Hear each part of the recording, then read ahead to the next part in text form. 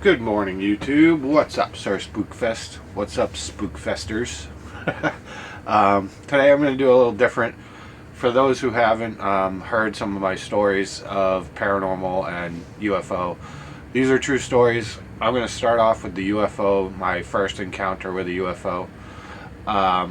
These are true. I've even interviewed my sister about the UFO one and my first shadow figure. I'll tell you about that one after. So, this first one, I was in Maine, and we're all camping at this campground, and we're at a lake, Keoka Lake. And now there's a lot of reports of UFOs up in Maine, but I, 15 years old, didn't really think much of it.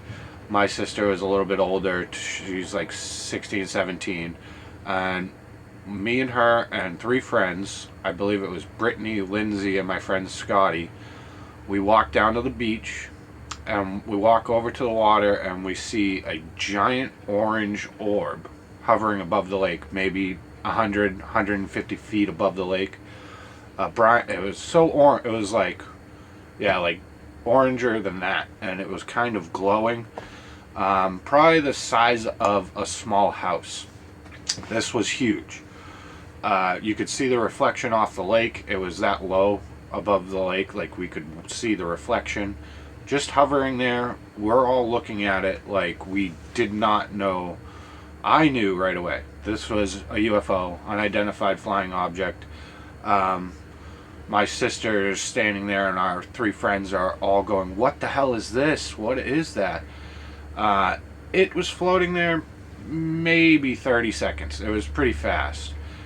Zoomed off out into outer space, and I actually interviewed my sister about this on a live chat I did. She and me and our friends ran back to our campsites, telling our parents. They're like, "No, you probably saw a flare. It was something else, an airplane, something." They didn't really believe us. But what I had done right when I realized that this was a big orange orb UFO over the lake, I started waving at it, because I just knew right away, all right, well, there's a UFO, I'm going to wave. For weeks after, at least like 3 weeks after, every time I would have a weird dream, me looking down on the beach, waving at my sister and my friends on the beach from the spot of the UFO. Now, I still have that dream once in a while. The last time I had that dream, I was driving through the back roads of Yorktown here in Virginia, and I saw what looked like an airplane. Like, I thought it was going down. It was crashing because it was that low over the tree line. It flew past. I'm driving down a dark, windy back road in Yorktown. The guy in front of me driving slowed down to like almost nothing. I'm slowing down. We're both like, what the hell? And then big red orb and zoomed off. I started filming right after that happened, but I had those recurring dreams of me being on the orb waving at my sister and my friends on the beach after I saw that again. So, very weird one for my first UFO experience. It's really what got me into, okay, UFOs are real, and these kind of craft are real. No, I don't think it was military. No, I don't think it was from humans. So I do believe in alien, or maybe they are like robots or cyborgs or something, and it was like a probe. But I've also seen those drones flying around, the ones from last year, the drones over New Jersey and stuff. They've been around here in Virginia. There were some over Langley Air Force Base in Virginia, and some facilities like the big military bases just hovering around. Now, I've seen those a bunch of times. That is not what I saw. Those look like they have aviation lights, like regular airplane lights on them. Very much why I got into, okay, UFOs are real, aliens are probably real.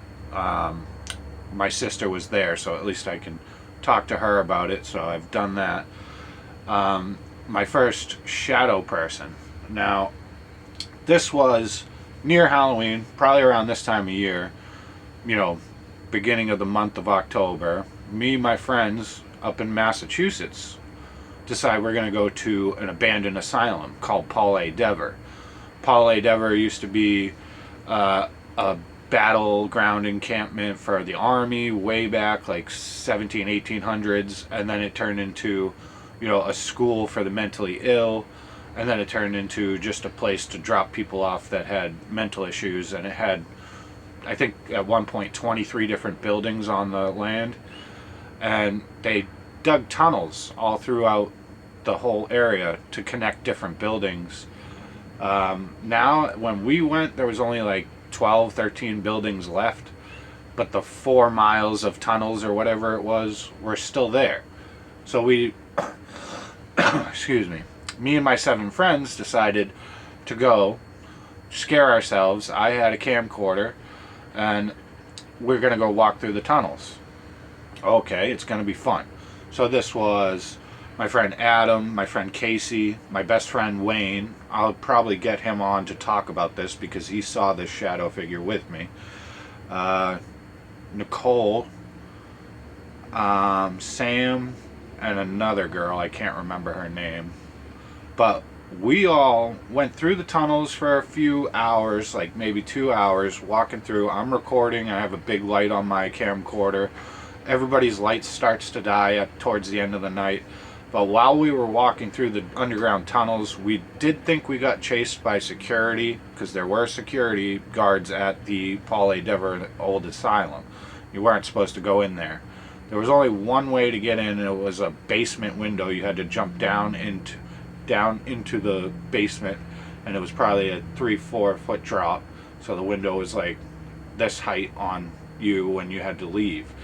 We're all going through the tunnels, thought we got chased by securities on our way out because a light chased us, but then it just disappeared, and we found our way back to the window we crawled in.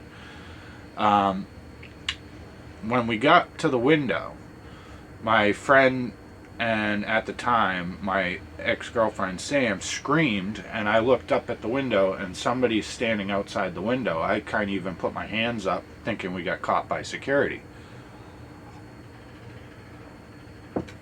My friend Casey is climbing out the window already, like he's right in front of this person that we think wasn't a person. It was only about 4 feet tall, full-on black shadow figure of a kid.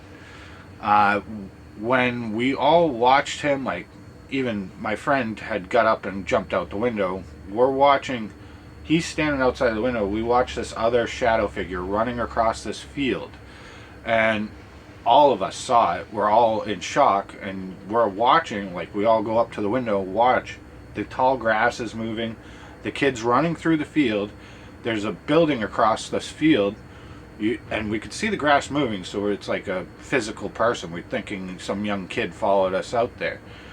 But straight into the side of this brick wall of the building across the field, and poof, gone. We all start jumping out the window. We chase after it. We run across the field, go start looking at the building. For a half an hour, we searched around that building. There was no way inside of that building, all boarded up. No entrances, no windows open, everything was actually boarded up. And we're going, what was a little kid doing here? It's like 10 o'clock at, 10:30, 11 at night. Why is there a little kid here? And we're all just going, we just saw a shadow figure. Another funny part about that story, after the shadow figure and we walked around for a while trying to find that kid, Wayne had a blurp bleep Nextel, blurp bleep, and security started driving around, so we all dove in bushes and were hiding. Security stops near the building that we were searching for the shadow kid, and Wayne's blurp bleep goes off. Hello, bleep bleep. And the cop or security guard is outside the car going, what the hell? Gets on his Nextel and blurp bleeps. I'm like, oh God. Eventually the security guard leaves, but Wayne almost got us caught with his Nextel on a blurp bleep thing.